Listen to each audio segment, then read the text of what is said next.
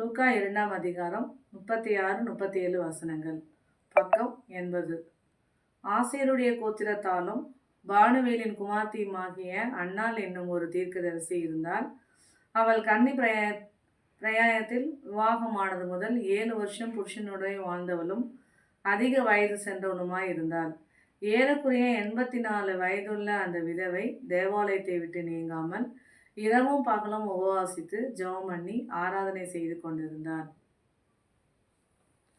கண்களை ஏறெடுப்பே மாமேறு நீராயன் கண்களை ஏறெடுப்பே விண்மண் உண்டாக்கிய வித்தகனிடமிருந்து விண்மண் உண்டாக்கிய வித்தகனிடமிருந்து தென்னில்லா ஒத்தாசை என்றனுக்கே வரும் கண்களை ஏறெடுப்பே மாமேறு நேராயன் கண்களை ஏறெடுப்பே காலை தள்ளாடவட்டார் உறங்காது காப்பவர் காலை தள்ளாட ஓட்டார் வேலையில் நின்று வேலை காத்தவர் வேலையில் நின்று வேலை காத்தவர் காலையும் மாலையும் கண்ணுறங்காதவர்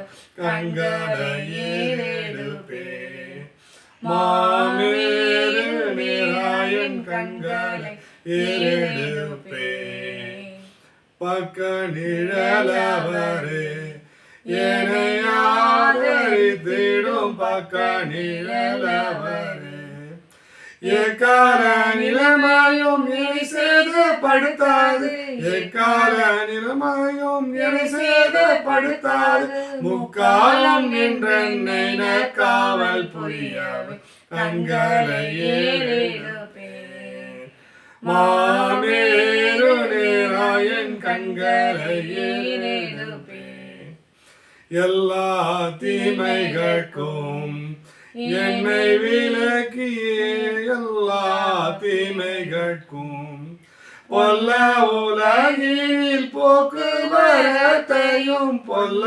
உலகில் போக்குவரத்தையும் நல்லா துமாவையும் நாடோர் காப்பவர் கண்களை ஏறெடுப்பே மாமேறு நேராயன் கண்களை ஏறெடுப்பே.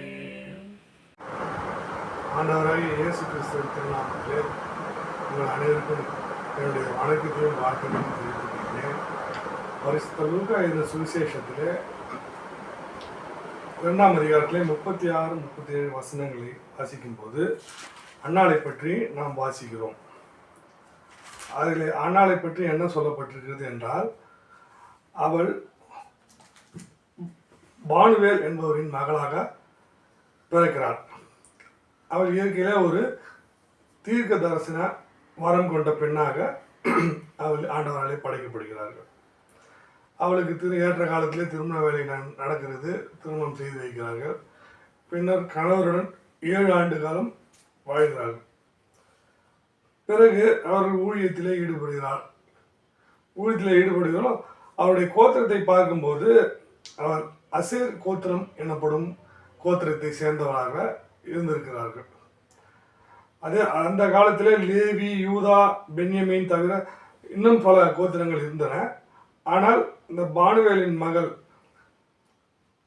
அன்னாள் அவர்கள் அசேர் கோத்திரத்திலே பிறந்தவர்களாக 84 வயது வரை அவர்கள் வாழ்ந்ததாக வேதத்திலே நமக்கு சொல்லப்பட்டிருக்கிறது.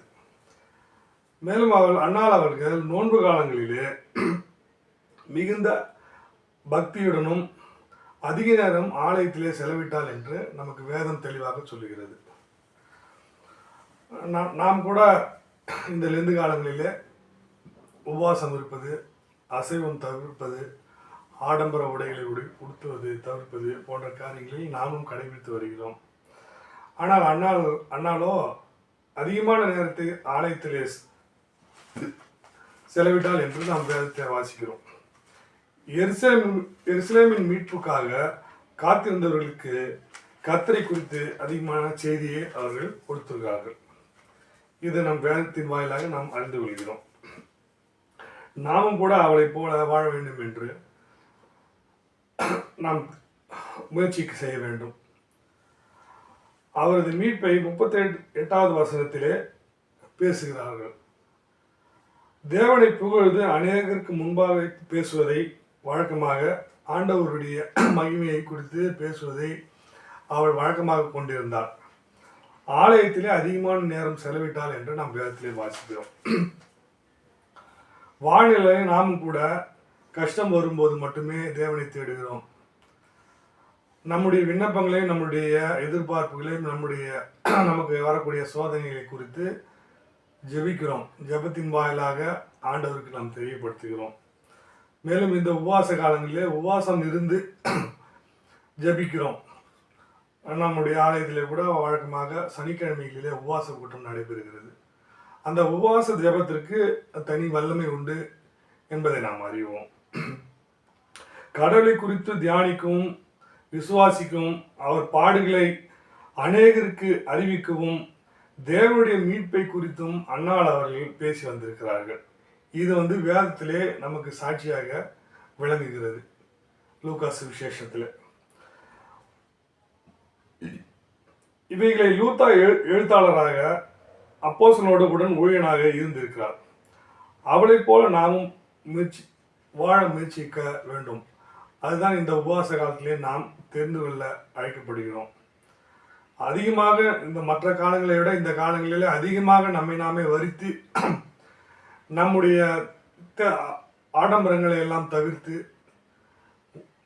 அதிகமாக நம் நேரத்தை கடவுள் செலவிடும்படியாக அவர் எதிர்பார்க்கிறார். அவர்கள் நாமும் இந்த லெந்து காலத்திலே அன்னாளைப் போல வாழ்ந்து கடவுளை குறித்து அதிகமாக தியானிக்கவும் அவரை குறித்து பேசவும் நாம் அழைக்கப்பட்டிருக்கிறோம். கர்த்தர் தாமே இந்த வசனங்களை ஆசீர்வதிப்பாராக. நன்றி.